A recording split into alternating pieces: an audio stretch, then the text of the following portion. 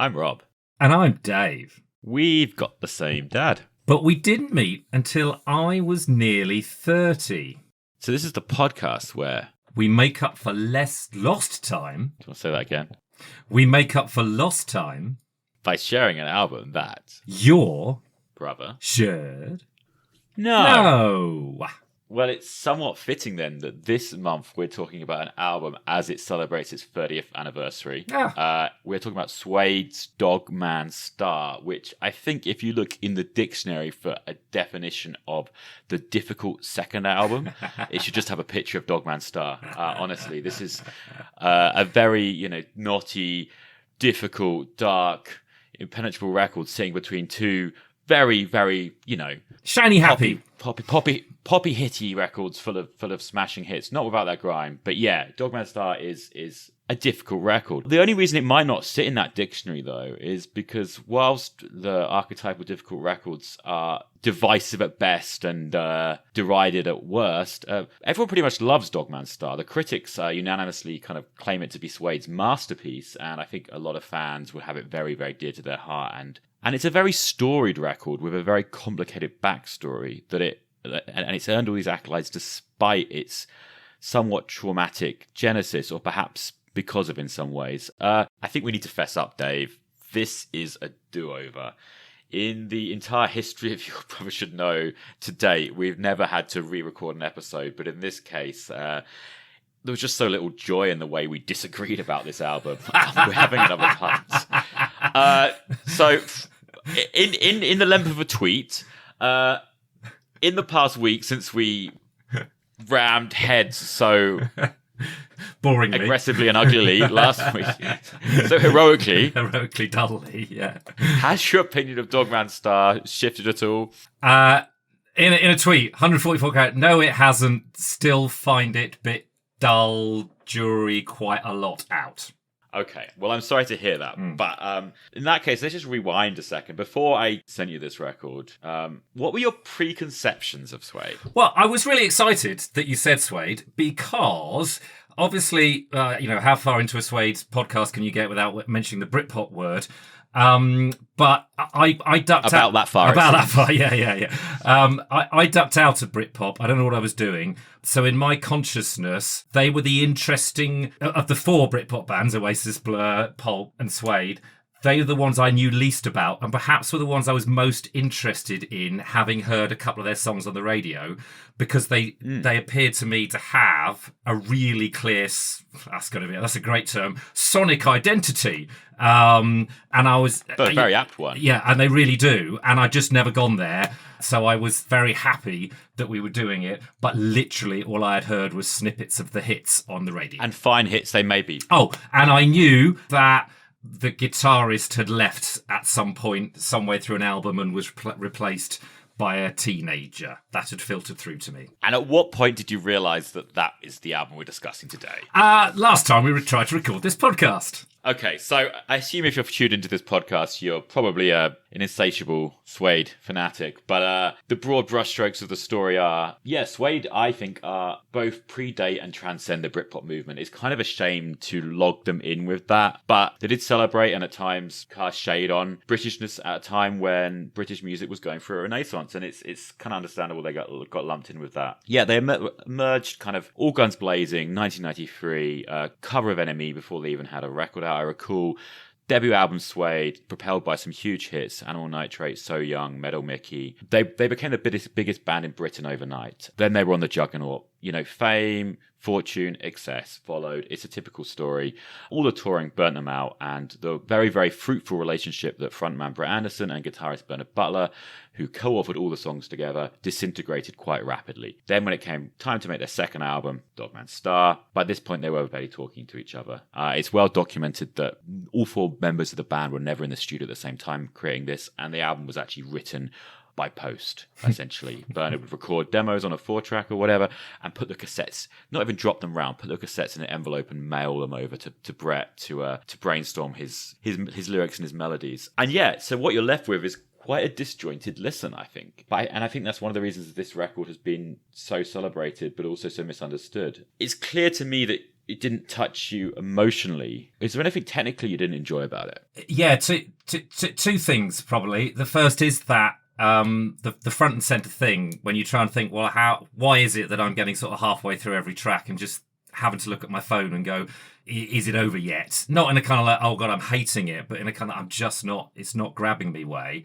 And I guess almost interested which way round it was, because what it sounded to me like was that there were songs and the guitar parts, some of which are brilliant, would just kind of lay it over rather than the other way around, rather than starting with the guitar and developing a song. And that kind of jarringness never went away for me throughout a lot of the songs, where I just felt, okay, there's a song there, and it feels production-wise like the guitars come later, and he's just not quite whatever's going. The great guitar parts, but they're not really matching the resonance, the emotionalness, or the lyrics, or the feel of the song. It's so interesting you say that, because if we are to blame anyone for that, it is the architect of those songs, the musical ideas and their execution.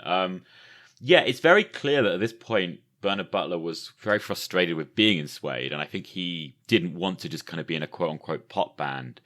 And there's a really wonderful moment in the end of Asphalt World, which I'm sure is come on to talk about. If you listen to the extended version, he starts playing the riff of their first single, The Drowners, but really, really badly, like slow, trudgy, dirty. He's murdering it.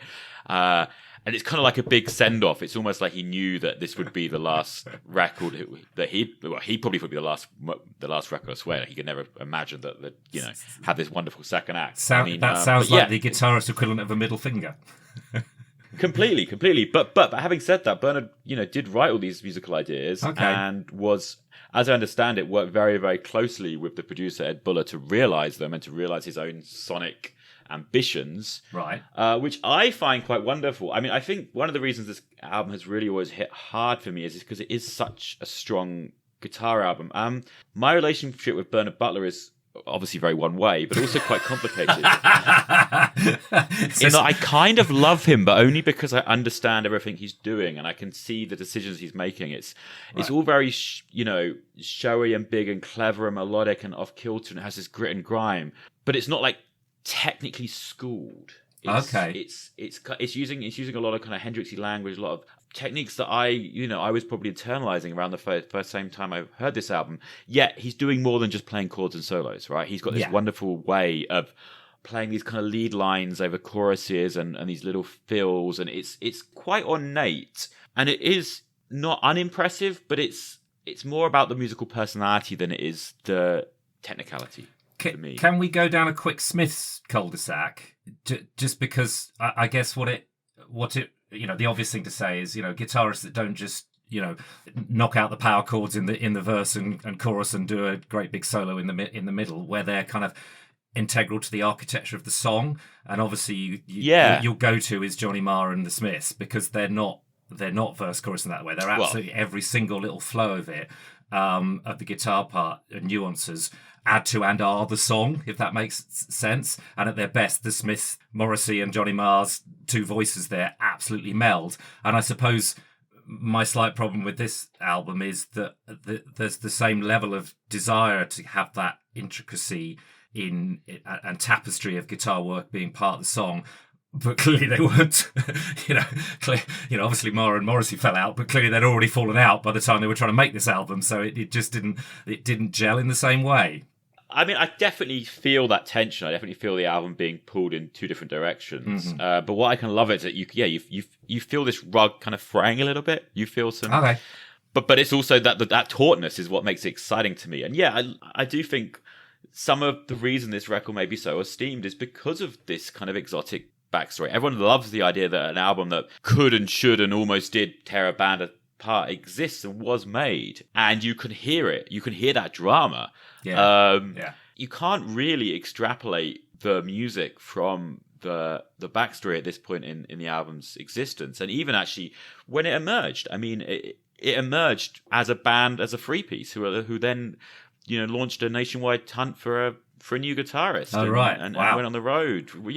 So no one's probably ever really heard this album thinking this is a band doing well. It emerged from a broken band that everyone assumed it was the last word from. And I'm super glad that it wasn't. But as much as I think I naturally wanted to defend Bernard in a lot of these situations, but the more I've kind of dug into it and seen interviews and stuff, it does seem like he was, kind of past help and pretty bloody stubborn about the whole thing. And it was he was going to realize this music how he wanted, and was kind of putting the others through the ringer. I mean, that's in the way, for example, like he pulls basically like the rhythm section off what Daddy's Speeding and Black and Blue, and like there's a bunch of songs where he's like, I'm just doing this on my own. He had very grand ambitions, but I think they were only really matched by, Brett. Brett is a huge part of this album, and perhaps it's one of the reasons that he has a complicated relationship with this album, because I think it's the one that he wasn't in control of. Everything subsequently, he's obviously been very, majestical. He's been very, I don't want to say managerial, but magisterial. Magisterial boy. If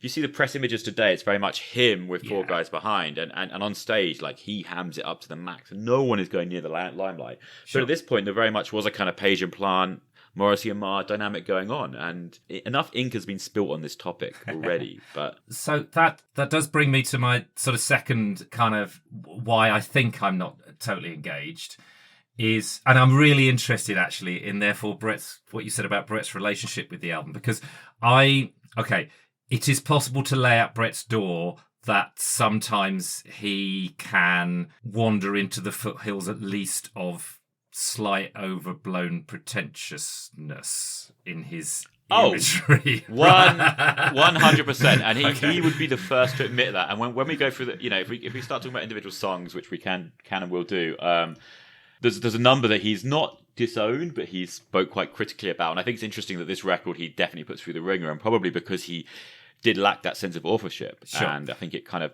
sped away from him. So, and in fact, he's quite critical about a lot of their work. He's disowned their fifth album. Whilst he is incredibly proud and prickly and pretentious, if we're doing PR words, he definitely has kind of like a sly wit and some sense of kind of knowing self-awareness. He gets that the whole game of rock and roll is a little bit silly, and a lot of it is artifice, and he is fulfilling certain fantasies for both himself and the audience. I mean, I think that's one of the reasons Suede really appealed to me, actually. In that you mentioned they stood out from the Britpop masses, and I think that's if we can compare them to the obvious, elephant in the room, and just reuniting to a great fanfare. No, but I mean, you could say there was a certain sonic and visual and attitudinal consistency to, say, Oasis, right? Yeah. Yeah, like they never had more than one idea, so yeah. but it was in no way contrived. I feel. I mean, it might have been overdone, but that was probably how they dressed and how they spoke, and that was the whole appeal. Sure. Suede, have an even greater consistency of image and ethos and branding, I would say, and it's in everything from the what they wear to the use of the font, and the fact that every cover is some should have been a classic image that you'd never seen before. Sure. I mean, there's a great kind of iconography to the band, and that all speaks to me of them offering something a little bit above the landfill Britpop. I mean, in fact, far above. To me, they represent artistry, and I don't think everything they've done has been gold dust. But I respect a band that's gone beyond, putting out some bangers. I'm loving the phrase landfill Britpop. Golly, yeah. Anyway, so that's really interesting, because I think the other thing that's not happened for me, and I guess you typically you respond more to guitar work on an album than I do because you're a guitarist, and I often, because I warble in a covers band, I kind of my go-to is to think about the have your own album and have it, all right, and the kind of vocal lines and what's going on vocally, and so that kind of tinge stroke at least molehill of kind of out there pretentiousness and artifice, it's definitely there, and I don't mind that, and I don't mind the ambitious kind of sonicscapes, etc. The problem, as I say, is that too many tracks I want to be over quicker because I'm a bit bored, and even after another week of listening, so that's about 4 or 5 weeks of listening now, nothing has landed earworm wise. No melodic line from Brett, so no there's I don't like some albums you wake up in the morning and you're just humming that tune.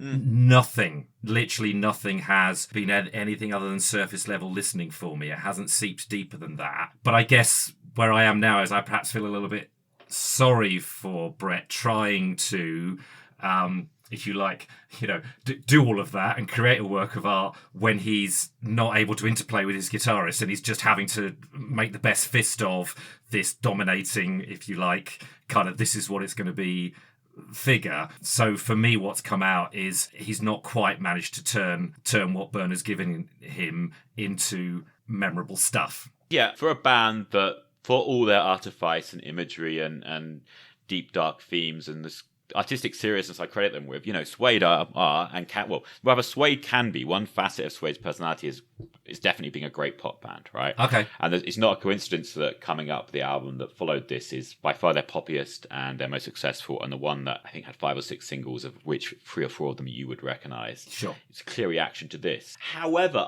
whilst this record is definitely not going after that, and I think it was a deliberate rebuttal, not just on Burner's part, but Brett's as well, to kind of not do what was expected, to subvert the success of the first album. And maybe on some level they were a little bit, anxious about trying to write another Metal Mickey. There's only so many kind of like bangers you've got that inside just drive me crazy, kind of like like teenage sure kick songs you can write, right? So I think they were quite smart to go after something grander. And whilst I think this record doesn't always succeed in its own grandiosity, I really respect the intent, and they never really went deeper than this. You're talking about the melodies, because to me, having said all that, I do think there's some songs that I find regularly get stuck in my head if I have listened to it. So maybe we should just talk through the record a little bit. I mean, parking the first song as it's kind of a tone setter we can come back to. Yeah.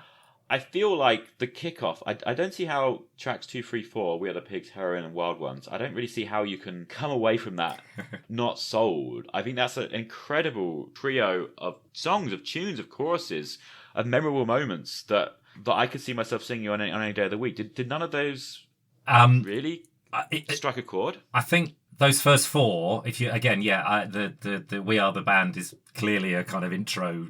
I confess I've probably fast forwarded over it after the first 2 or 3 times of listening. You won't be the first one. No. But okay. In its defense, I will say I appreciate introducing the band for the role it plays in setting the tone Sure. for the work to come. Yeah. And to me, it all feeds into what we were just discussing. It makes clear that this is an album where they're trying something different. They're not throwing a big riff or some power chords at you. They're setting the tone. They're allowing you to get comfortable, understand that they're trying to do something far more interesting. I'll park that one there, but I find it fitting and compelling introduction to it's a palate cleanser. If I was sitting down with a bottle of something lovely and red for the evening to listen to this album as an album experience, then of course I wouldn't skip it because it's an integral part of that introduction.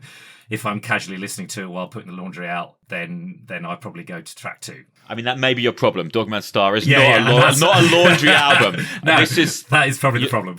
Yeah, it's probably not really a daylight album either, really, in truth. I mean, not a lot of Suede music is daylight music, but... Sure. So after that, I mean, We Are the Pigs, probably one of the 2 strongest, rockier, upbeat songs on the album. And so it's all right, it's all right. It hasn't really landed, but I think I could see that it's probably quite an anthemic. I imagine at their gigs, it's quite an anthemic-y thing. Yeah, it's great, but it's not you and me gonna last forever. You're my Wonderwall. No. It's we're pigs, we're swine. This is, for a pop song, this is pretty out there. And this being the first single from the record, you probably hated it, but I really loved the kids' choir at the end. I think taking that refrain. Oh, you went there. Getting a load of toddlers to sing, well, whatever. Yeah. Primary school students to sing We All Watch Them Burn. It's like Lord of the Flies or some shit. I found it cloying and a little bit... It's been done with before, and the biggest example, I guess, for me was the kids doing the We Don't Need No Education in Pink Floyd's Wall Part 3 or whatever it is, Brick in the Wall Part 3. So it just felt a little bit too cliche to me, and I guess it wouldn't if you're emotionally engaged in it, but I actually find myself gets to that and I have to zing on to the next track because I just find it a little bit just too yuck. I'd never made that link. I think it's fair. Of course, there's nothing new in rock and roll past 1977 anyway, so I'm not gonna defend it. But to me, it is quite affecting, and that it just feels like apocalyptic pop to me. It's apocalyptic. Wow. And a killer solo as well. I love the way it moves. It transposed from playing over the verse and then playing over the chorus. Like, it's, again, for a pop song, it's quite a, yeah. Okay, no, I mean, it's Tour de force. It's a strong song, but Heroin, however, feels like a step down. It's even less memorable for me. That's a real shame. I almost feel, is it too similar to We Are the Pigs? Like, we are the pigs aching. Is that Yeah, is that what's doing it for you? And I guess it's a little. Could you accuse it of being swayed by numbers? It's got all the elements. I mean, it is quite a quintessential Suede song for sure. I mean, I definitely think. They famously smuggled 2 drugs references into 2 of their. One of their biggest early hits is called Animal Nitrate, for Pete's sake, and then you've got the refrain of So Young, the first on their debut album. Let's chase the dragon. I mean, so using the kind of heroin ambiguity, I think it's deliberately meant to play to both, right? He's aching for his heroin. Yeah. Having said that, at the same time, it kind of is a portrait of a porn-addicted youth, right? Which is actually probably more powerful now in the internet era than when it was made. Sure. Did you clock the Byron quote? I mean, I did not clock the Byron quote. The opening line. She walks in beauty like the night. No. Okay, fair enough. And then come on, and then The Wild Ones, which I feel like is not just my favourite Suede ballad, but maybe my favourite ballad of the 90s. It's an incredibly powerful piece of work, which kind of floors me every time. Surely you got something from this. No, but I can see. No, but that with ballads, they really do either hit you or they don't they? I found it a formulaic ballad. That one thing that put me off through the album was his voice. Probably need to talk about his voice at some point. His voice is a distinctive voice, and that's great. And I could see how his voice might put some people off. It didn't put me off because it's clearly just the pipes he's got, and he's using all sorts of. Straining it in some places, getting almost operatic, a bit more rock in some places. That's great. He quite often goes up an octave to a falsetto, and it feels sometimes like I want a melody instead of that vocal trick. And once I'd thought that, with the Wild Ones especially, I couldn't kind of get over the fact that all he's doing in the chorus, inverted commas chorus, is going the wah, wah, and he's just literally just going, and I just kind of wanted more from a melody and a ballad. It just wasn't very strong for me. But so it didn't. But that might not be the only reason it didn't. I didn't engage with it. But that was one of the reasons, certainly. Well, I mean, it definitely is a ballad I love as a guitarist, right? It's a guitar player's ballad. You got to look at all those pretty Hendrixy fills. Which are never quite the same. They have such personality. You were talking earlier about how Bernard's playing. It's like it's not just here's a chord, here's a chorus, here's a solo. And this is the quintessential example. I mean, it's basically like 3 chords, right? It's E, A, F sharp, but it's all those little fills, all those little voicings that he does that makes it really, really sing. And I can't really get enough of his playing on this. There's so many little fills that I wait for them the way that people wait for like a Michael Jackson vocal tick or something. Like they're just for me, it's just some really, really beautiful playing. However, I'm not listening to Brett. I think when he hits that high note, that falsetto you're talking about, the wild, apologies, listeners, but that one's, it breaks my heart. And then when it's followed by the dum dum dum dum dum, I mean, it's. To me, this is one time where it almost feels like they did write it in the room together. I mean, clearly they didn't. It's probably Brett writing around all these fills. And interestingly, I don't know if he said he wanted it in his gravestone or something, but Anderson basically said like this was kind of the epitaph. Like this would be the song where he said, "This is what I've done with my life." So okay, that's powerful. Yeah. I can but respect that. All right, I'll do you a deal. I will. I probably haven't. My go-to is not to listen to guitar lines in that way, but I will do now and see if that changes my thinking about it. But I'm sorry, at the moment I can't get on board with the Wild Ones being the ballad of the 90s. That's a whole different podcast. Well, better than Wonderwall. That's better than Wonderwall. Yeah, well, yeah. Bit of pop trivia, just because it might amuse you. Apparently, it was directly inspired by Jack Brel's Nimekitpa, or more presently the Scott Walker's English translation. And of course, The Wild Ones is a famous 50s Hollywood movie starring Marlon Brando. No, not Marlon Brando. Yes, it was Marlon Brando. Yes.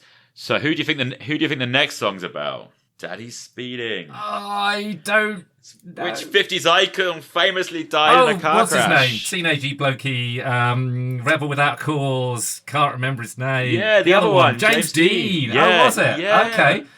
Well, Worth just saying the context of the album. I did, clearly you got an intro, a couple of rockers, and a ballad, and that's quite strong. I was kind of looking forward to what happened next. Daddy's Speeding, and I'm sorry if this is not for you the case, is probably the low point of the album for me. Now, I can see why you would say that. I'll be honest, after listening to this record for, better part of quarter century, like I was talking about the Wild Ones just then, I have a very distinct memory of like listening to the Wild Ones on on my Walkman, on a cassette copy of this album, on the bus to the town centre, like after school or weekends, or like, and like probably crying out the window or whatever about some girl or whatever. And so this album is kind of seeped so deeply into my veins. I'm not going to pretend to be 100% objective, but I find Daddy Speeding quite haunting. And again, the guitar-wise, I think it's kind of fascinating that Bernard's kind of cut all the rest of the members out and made this kind of weird collage, which it's not the first time anyone's done something like this, and probably not the best. But I think, it's one of those moments that, to me, a bit like the introducing the band, marks the album out as going after something more. Those two songs would not be on a typical Suede album. Okay. And arguably, for you, that would make it a better album. But to me, that just makes Suede seem like a more compelling artistic unit that are trying to achieve a little bit more than doing another Heroin. Yeah, fair enough. What did you... So the bit that really put me off was the end, where they did do you spend the whole song going, are you going to try and do the musical car crash thing? And they do. And it's just a bit... I found it a little bit false and a bit Spinal Tap, which sounds really harsh, but it didn't... No, that's the most fair thing you've said. Yeah, I mean, I'm thinking objectively, that's a bit on the nose. They probably could have left that to our imagination without the sound effects. It's true. Is this a seminal musical moment? No. Do I think it's interesting and worthwhile on the record? Yes. Do I understand why you'd probably skip this one? Yes, I empathise why a casual listener would skip that song. Yes. But partly just because they want to get to the power. So, you're kind of complaining about this one little kind of experimental vignette in the middle. But it kind of actually, if you look at the arc, it makes some sense, because you've got an weird experimental song, and then 3 very poppy songs, and you've got an experimental song, and then 3 more very, very poppy songs. I mean, I think the power is probably the most open-hearted, big melodic statement on the record. It's almost too much, but again, this pulls at my heartstrings. Did you notice anything different about the power? No. I mean, it took me years of listening to figure this out, but this is actually the one that was recorded after Bernard had his tantrum and left. Oh wow, okay. All right. And you know what gives it away? It's not just that it's very kind of big, obvious, basic acoustic strumming, which is actually Brett playing acoustic. Apparently, actually, this is the closest they got to being a band in the room was bass drums and acoustic laying down the rhythm track to this. Yeah. It's the lead line. It's got a very kind of pretty Bernard lead line buried in the background. But it's the same every time he plays it, and you just kind of know that Bernard would have done something more interesting with it. Right. It's very, that descending line. It's beautiful. But I know that on the second or third repetition, he would have added like an extra note on the way up or something. There would have been some little tweak to it. It's kind of like... I love that. Yeah. I love that. In years, that whole kind of, did Shakespeare write all of Shakespeare? And if you're heavily, a Shakespeare academic, you can start to analyse the later works and go, oh, well, Shakespeare wouldn't have written this because he's used the wrong form of iambic pentameter or something. I don't know, whatever. But yeah, no, in future, musical archaeologists in years to come can go, oh no, we don't think this one was Brett because he would have done more for it and with it than that. Well, I know this because Brett says in the autobiography, but I'm pretty sure the session guy employed to do so was not... was not credited. In any case, now you can tell me why you hate the song. Was it the Lars? No, I don't. I don't hate it. I just neither the Power nor New Generation classic for me. I appreciated them in that they're very ably executed Suede songs that have left zero emotional or musical resonance or mark on me. That's interesting. Actually, I hadn't thought of it until this moment. But if I was to take 2 songs off this album, it could well be those 2. Okay. And I actually, I adore the power. It really pulls at my heartstrings. The chorus is so big, but I do think it's almost too anthemic for this record. It stands out as a sore thumb, and yeah, like I said, those gratuitous lars at the end. It's kind of fitting to me that this was recorded after Burned left, because it's almost like they fitted in this kind of, this speaks more to the coming up generation era of Suede. It's ding dong, the witch is dead, la la la, we're free, sort of thing. Yeah, no, but this song could fit on coming up, I think. Okay. So yeah, and New Generation, same. It's a strong pop song, but probably the weakest of the 4 upbeat songs on this record. And by the way, I think it's remarkable there's only 4 upbeat songs on a 12-song Suede record. But yeah, and I think the way the horns are mixed quite high in the mix is a little bit. It's a bit much. It's a strong song. They play it well live, but yeah, it's not quite the heady heights of Heroin or We're the Pig Shop. Okay. Whereas this Hollywood Life, for me, we're back up to the first couple, like We Are the Pigs, Heroin. I thought I really welcomed it after the Power and New Generation. For whatever reason, I found this Hollywood Life much more engaging. Possibly the energy of it. I don't know if there's anything about the recording of it, but there's a more energy to it than it doesn't sound. Yeah, it just sounds a bit more kind of uplifting and joy of playing than tense and off-putting. Well, in that case, I definitely recommend you go back and listen to Suede's first album. Okay. Because a bit like how The Power could belong on Coming Up, I feel like Hollywood Life was very reminiscent of the kind of trashy, overdriven, like kind of slightly glam. It's this kind of trashy glam rock thing that really marked out Suede, the debut. This song is the closest to that, definitely. I actually find the riff a little bit mind-numbing in the same way I do find maybe the Drowners. It's this big trudgy Bernard riffing, which I don't love. I think the chorus is pretty strong. I think, again, we've just had Daddy Speeding and The Wild One, so it's another kind of vintage Hollywood story. Sure. Sexual exploitation, casting couch. I think it's no doubt inspired by, their, and especially Brett's, experiences of fame and probably having to, do one too many photo shoots or kind of bend over a little bit too much to the press or the record company or whatever. There's definitely it sounds quite personal. It's not the best example of Suede doing that trashy, grimy rocker thing, which they do so well. Right. Okay, but nonetheless, quite enjoyable. And I was almost going to say, as an album, could you do without Daddy Speeding, The Power, and New Generation? But you would definitely need something. You definitely need something between The Wild Ones and The Two of Us, right? Because that's you need a break between those two. Well, that's it. If we've just kind of seen 4 quartets, you could almost carve this record into 3 EPs now. We look at it this way, couldn't you? Weird Introduction, 3 poppy songs, Weird Introduction, 3 poppy songs, and then we've got this quartet of incredibly powerful and at times overblown ballads, right? Yeah. I mean, this is the record's beating heart to me, and it's no doubt the bit that Suede fans hold dearest, but that probably tires out maybe casual listeners and probably some reviewers at the time. Yeah, I mean, let's dive in. These 4 songs, was the one that you were particularly struck by, or? Yeah, so a kind of patchy first 8 songs for me. And I was kind of like, why is all this kind of hype about this album? And then The Two of Us starts, and instantly I'm like, okay, we're on a different journey here, aren't we? This must be the thing. And there's 4 tracks left, including this one. So I was like, oh wow, I'm going to be taken somewhere here that's very different, because The Two of Us I thought was very different.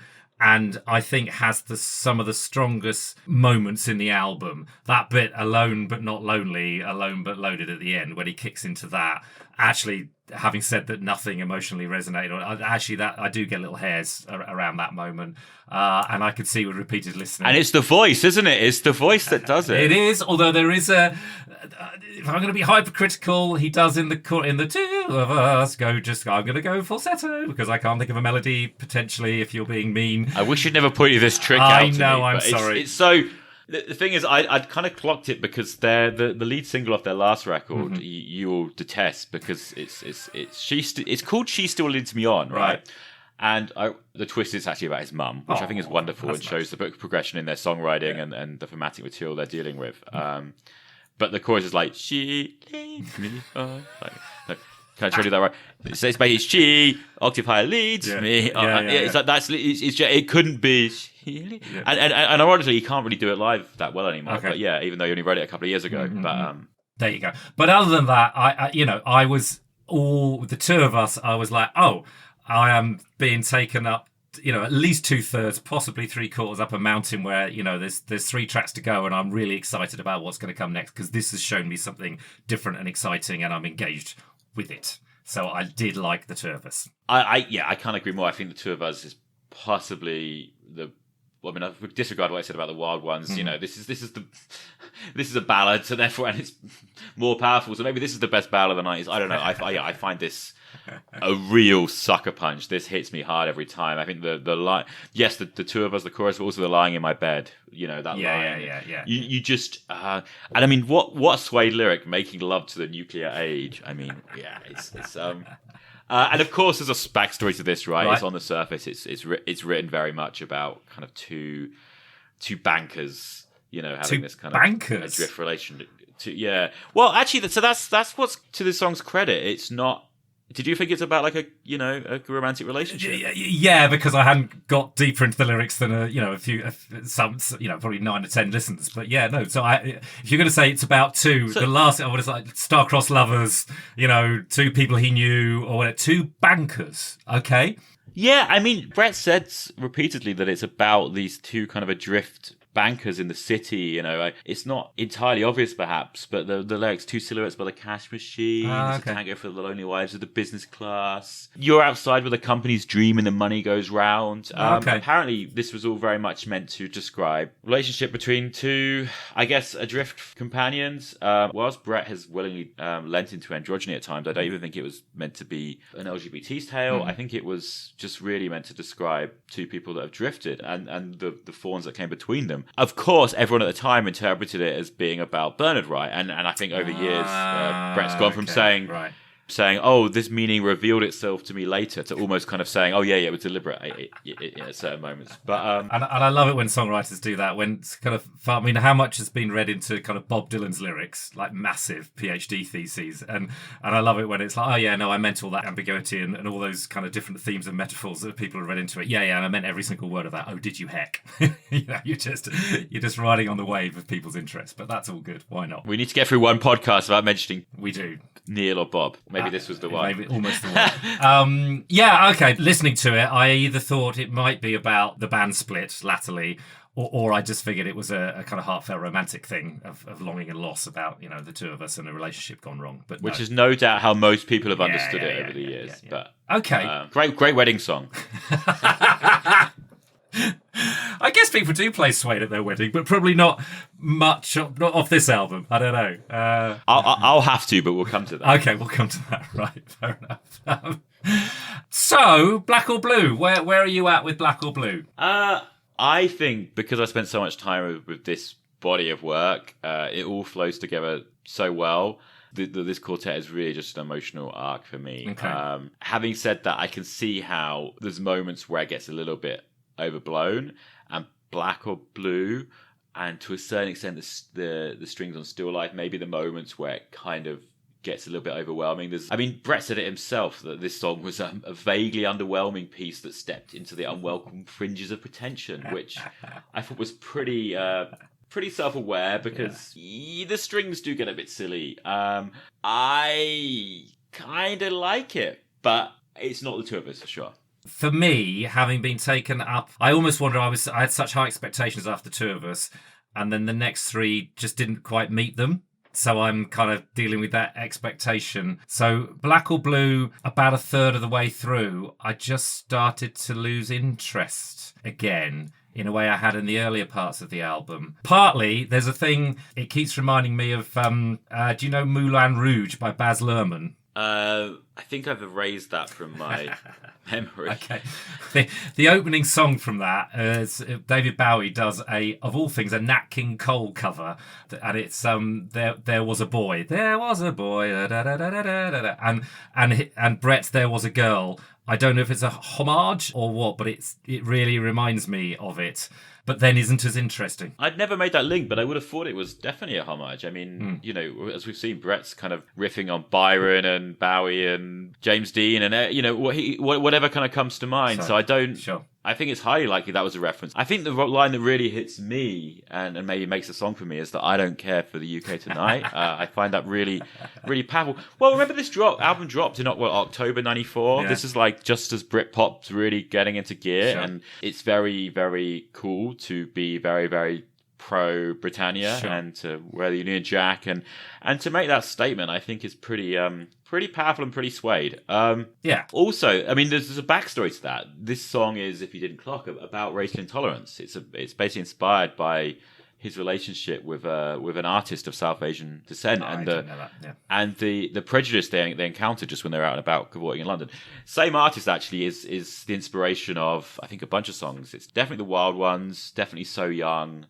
So okay. there's some real heartbreak driving these songs. Sure. So yeah, it might be slightly clumsy in the I don't care if you're black or blue, but I think that was actually meant. It's quite on the nose, but again, for 30 years ago, Yeah. powerful statement, maybe inspired by real world. Well, that is interesting in that, I don't care for the UK tonight, and that whole, because the thing about Because of the intolerance, though. well, yeah, but also the whole Britpop was supposed to be the very positive patriotism that you could get behind, because it was cool Britannia, right? So it wasn't the patriotism of the National Front 70s racism. It was the patriotism of New Labour and we're cool and we're open. We're brilliant and we're British, but we're brilliant and multidimensional and so inclusive. So that's. You say that, but I don't know how much ethnic minorities in Britain Would were agree. really getting into, and that's what that's into that music and that culture, Sure. and I feel like it probably was appealing to a very white sense of Britishness. I mean, definitely, that's whether it's Oasis or Parklife. I feel like these are not necessarily as all-embracing terms as messages as we might want them to be. Really, no, and for that, having said that, you can spend too long bringing lots of deeper layers of meanings to people's lyrics after the event. The I don't care for the UK tonight becomes there's a lot of layers to that in the concept of Britpop and how diverse it actually was. So yeah, we then move on to the Asphalt world. Yeah, the kind of song that Suede fans talk about in kind of hushed tones. Do they? Yeah, I mean, I guess this is kind of like their shine on moment, right? It's an absolute epic, and you could kind of argue it's if we're to credit this album with tearing the band apart, then this was the proverbial song that did it. Proverbial hammer. What breaks the camel's back? Straw. This is the proverbial straw, right? This broke the camel's back completely. So, I mean, on an album that's defined by Bernard's indulgences and precociousness, this is the most indulgent and precocious thing he did, right? It's a 9.5-minute song. In fact, it was when he left the studio and never came back. I think it was a good 2 minutes longer. And Brett and Ed, the producer, had to physically get like a Stanley knife and cut some tape up.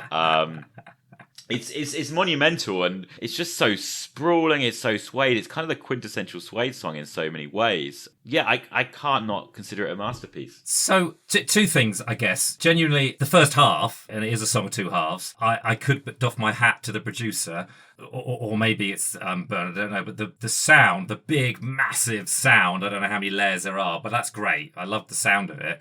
And again, I wasn't quite sure the vocal melody backed it up, kind of met that huge sound, but this is in the jury's still out bit. This is a track I want to listen to again and see how it lands over time.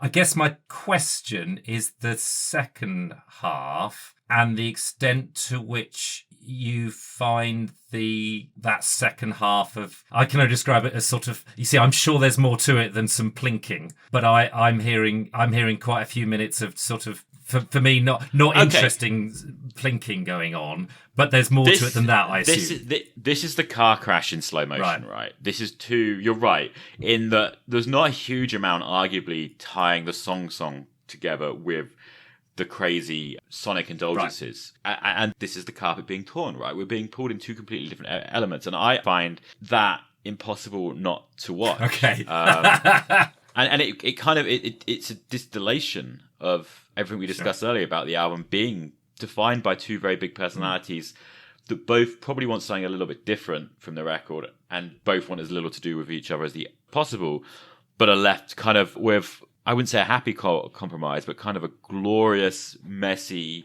extravaganza. And this is what the Asphalt World is to me. There's a famous story that Bernard gave an interview to a guitar magazine where he basically said, yeah, the recording's going shit. Brett's not very talented or very good to deal with. I'm the genius. And the story goes, this landed on the front page of the magazine, and Brett read it on the day he was on the way to the studio to record the vocals for this song. So this really is, the nexus of the big bang. So, of course, it's gone down in folklore, but I also think it's a really good song. Let's park the indulgences for a second. I think it's this kind of brooding, prowling, knotty, turning, paranoid portrait. It's a really powerful song, and again, I think this is inspired by the same young lady, and that's why I say it's just a Suede song, right? Because it's got all the elements. It's got that very gritty, very sexual, but it's also full of these jagged edges, this kind of paranoia. Of course, there's substances, there's excitement, there's seduction, there's betrayal, and it's all taking place, under no doubt a nuclear sky in a grotty council flat. It's wowzers. It's just so Suede. Blimey, Charlie. Okay, I tell you what, I always question, when people go, oh, you don't like that film, let me tell you the ways why you should like that film, and like, how is anyone ever going to convince someone to like something? But I think you've almost done that, or you've at least convinced me that I should give the Asphalt World a much more of a go again than I have done, bringing all that into consideration. I hadn't even begun to think about what the lyrics meant. Well, he's stalking a girl, right? He's stalking a girl he loves, who then he kind of sees betraying him, but with seemingly a woman. Okay. And I think at that point he's both jealous and probably aroused. A threesome may or may not occur, and it's and then the band fell apart. Well, hey, yeah. And then I mean, who knows what that guitar solo is meant to symbolize? Okay. Right? I mean, I'd love to say that's the traumatic throes of passion and or the ensuing calamities, but I suspect that Bernard hadn't even read the lyrics and knew what it was about either. So then, we move to the second part. The outro is long and overbearing, but the guitar solo is wonderful and cathartic, and when the chorus does come back, it just has more gravitas, because you've just sat with this really impenetrable musical collage building up this sense of anxiety and paranoia and deepening your kind of engagement, and then the last chorus just hits you like a sledgehammer. So... Okay. Interesting. Okay, now that's genuinely changed my view on that song. Thank you for that, Rob. Will you do the same for Still Life, where the album closer? How are you sitting with Still Life? And I have a question for you at the end about it. I view Still Life as a bit of a coda. I completely accept the charge that it is very overblown, and that the strings are so huge and soaring and operatic, and to me it's like the closing credits on a movie. If we had introducing the band as this kind of like prologue that sets the tone with its whirring machinery and its Zen Buddhist chanting and its kind of slightly Orwellian sinister bent, and then you've kind of reached a conclusion. You've had the drama of the Asphalt World, and as the drama kind of calms down after that epic guitar solo and that final climax, then you've got Still Life as this kind of tone-setting, kind of like poem that kind of flows at the end, that just kind of winds you out of this incredibly emotive journey you've been on. It's a bookender. Yes, it's overblown. It's very silly. They should not have called that guy who did Scott Walker's strings to orchestrate it so pompously. But if you view it as this kind of slightly tongue-in-cheek epilogue credit moment, I think it worked. Okay, my question then, because I think the melody actually is quite sweet, and I like the first... it's like a poem. No, it's it's a bedtime. It's a lullaby almost. So the first, I don't know, minute and a half when it sets out its stall as just the melody and it's quite quiet, with the slight caveat that you kind of know he's singing that low just because you know he's going to go up an octave, which is slightly annoying. You do. Well, I do, but it's so clear because it just kind of started. You started it. I know you're going to just kind of power ballad it at the end.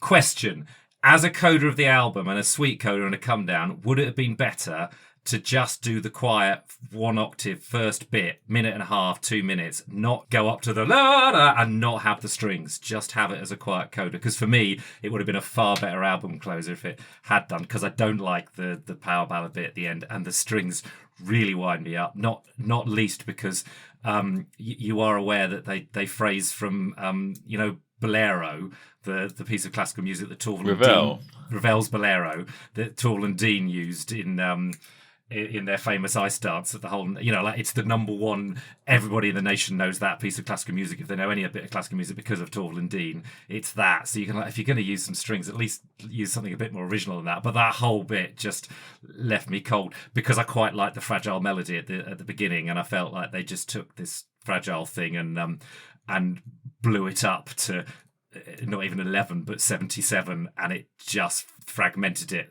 like a big old against the walls, like bloodstain against the walls, rather than this nice little thing. Yeah, no, I hear you, and I think even the band agree. Or Brett certainly.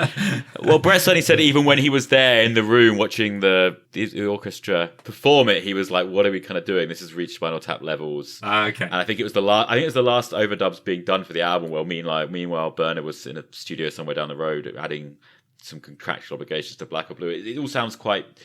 There were rock stars that pushed it too far. Yeah, I kind of agree. This did start as an acoustic song that they actually played. They played it live on TV and Glastonbury, and it's probably a stronger song, in that incarnation.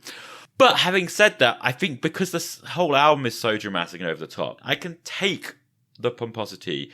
And the vocal performance is strong and the melody is strong and it does grab me. And did I notice the Torval and Dean reference? Not consciously, but I definitely noticed the pomposity of the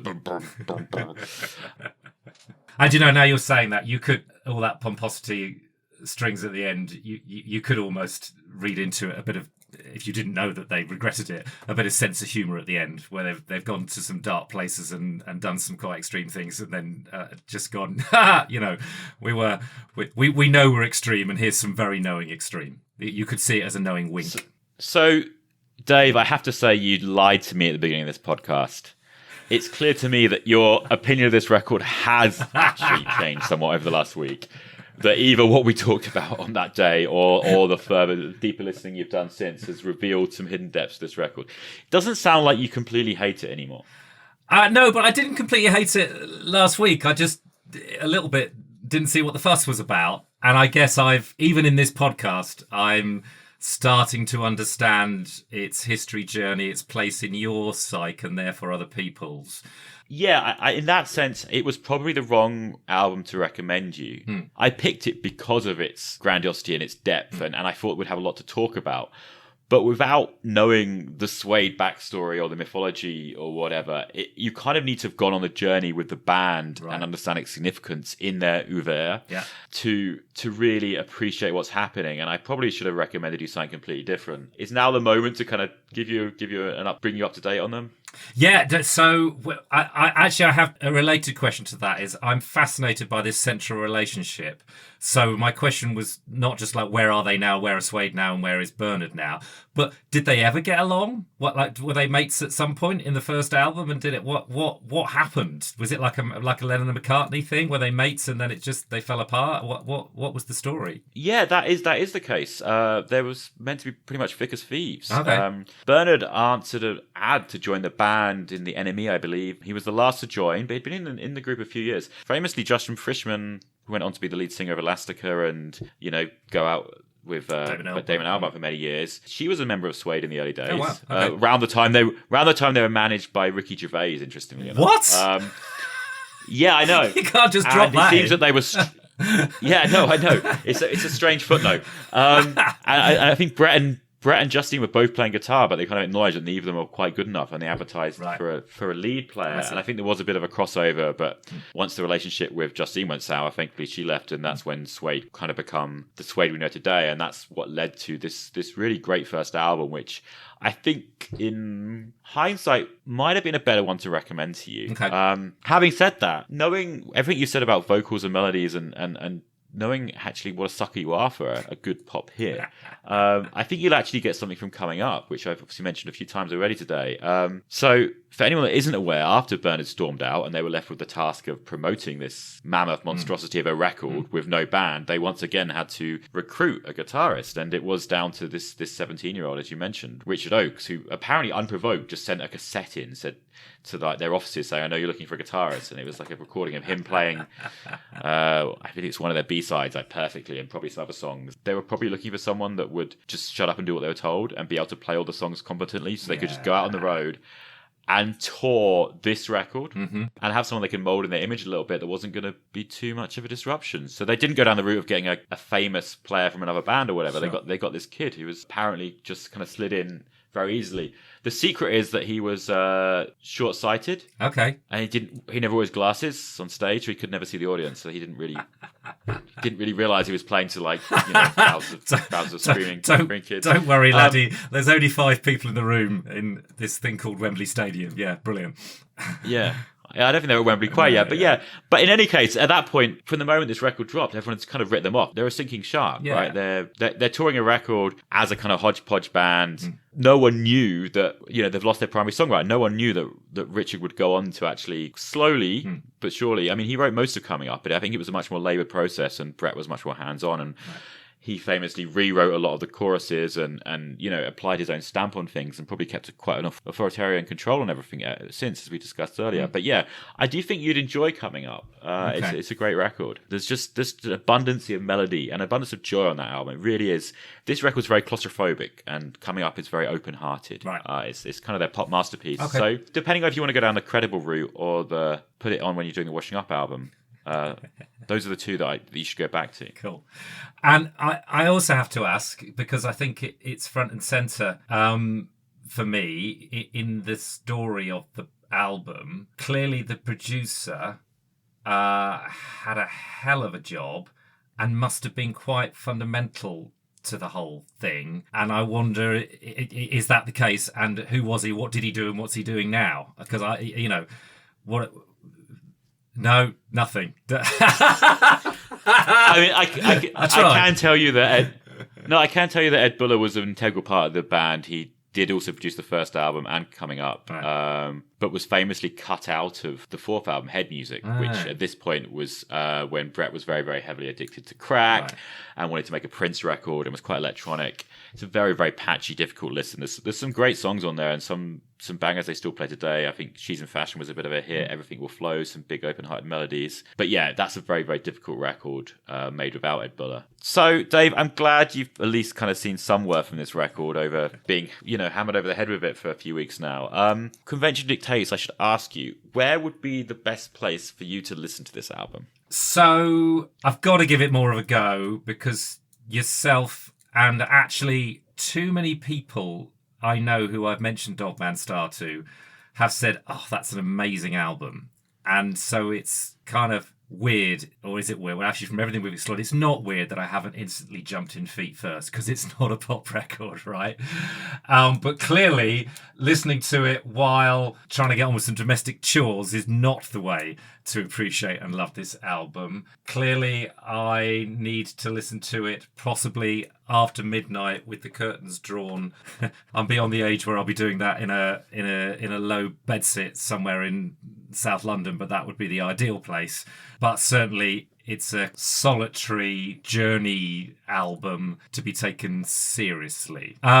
So you have listened to this album a lot. Where would you now listen to it, and what kind of where have you listened to it in the past, and what has it meant to you? Yeah, well, I actually have a confession to, I am not an insatiable one. I am not a Suede head. They've kind of, for whatever reason, been a consistent. They've kind of run parallel to my life. There's always been someone that's very passionate about Suede in it. It feels like, and I've kind of found myself constantly surrounded by them. The lead singer of my first band probably first gave me a cassette, and it was probably Dogman Star and or the first album, maybe both on each side. And I took them seriously, and I think I listened to them in the same way that I would listen to the Talking Heads or the Smiths albums you take from me. I enjoyed them, but they were maybe not instantly appealing to me, but I respected them. And then my high school sweetheart was also a fan, so it actually transpired that the three of us went to see Suede in the year 2000 for the first of many times. Now, this is the strange twist in the tale.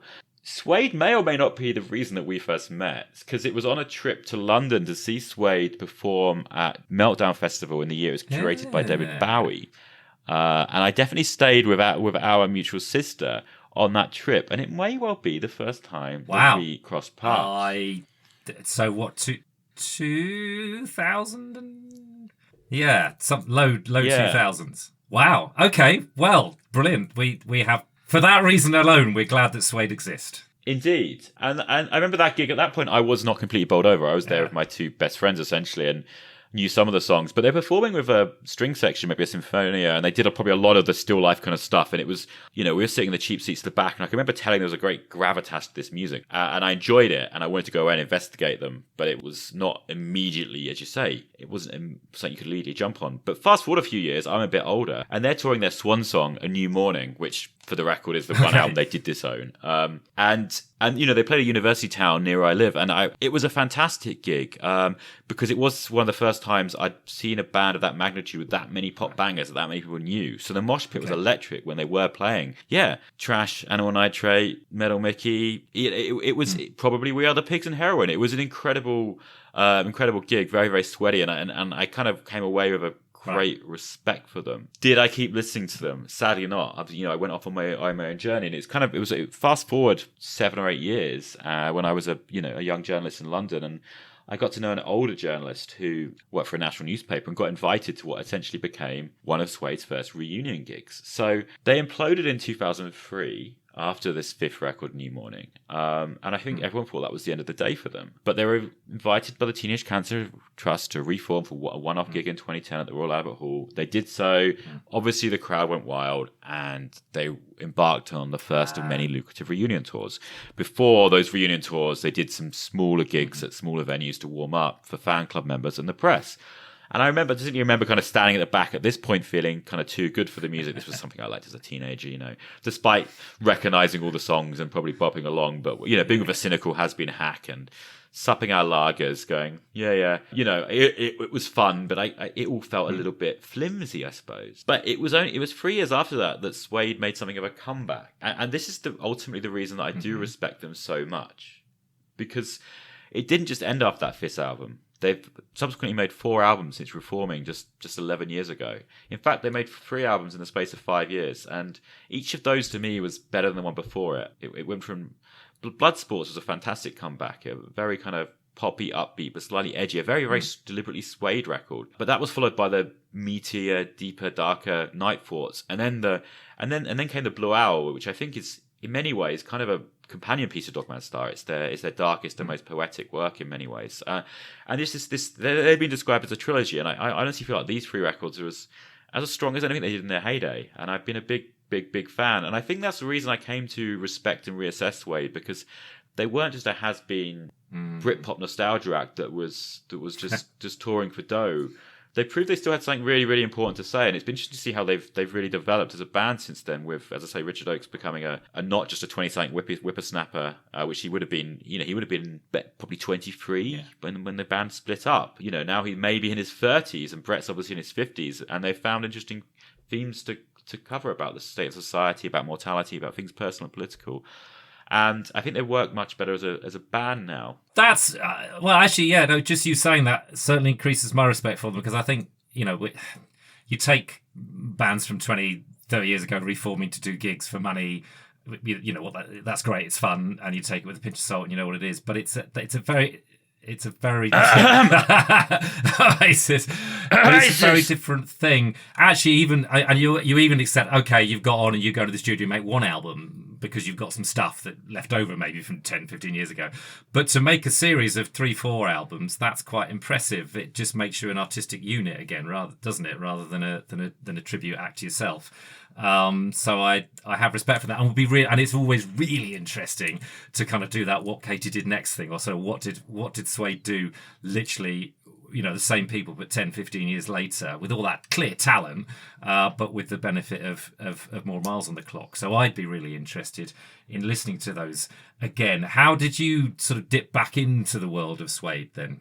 Well, it's interesting you mentioned that. So about You know, I mentioned how my high school sweetheart was a fan. Definitely, my university girlfriend had a copy of Dogman Star lying around.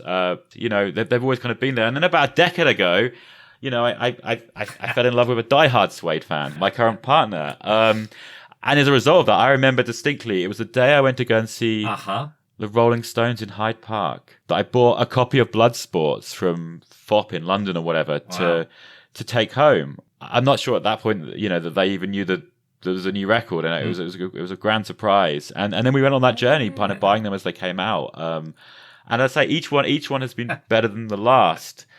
So yeah, Suede have never been my band. They've always been someone else's important in my life's band, and I've never really wanted to. But I kind of find myself defending them here. So I wouldn't say I'm a Suede fan because of the relationship I'm in. I would say that being in that relationship has meant that I've been exposed to those new records, which has allowed me to really reassess them and form the opinions I have today. And yeah, that's ultimately why we're making this podcast. So you don't have to be a fan of Suede to be a girlfriend or life partner of Rob Garrett, but it does help. Honestly, this sounds funny, but I think Suede fans that listening in might appreciate this. When I first surveyed my current partner's record collection, you know, there was a lot of embarrassing bland infinity. It was all guitar music, but a lot of it was quite dull and not that exciting to me. But finding Suede was like, as I say, to me, that's a mark. That is a mark of a band above the usual, and I was quite encouraged.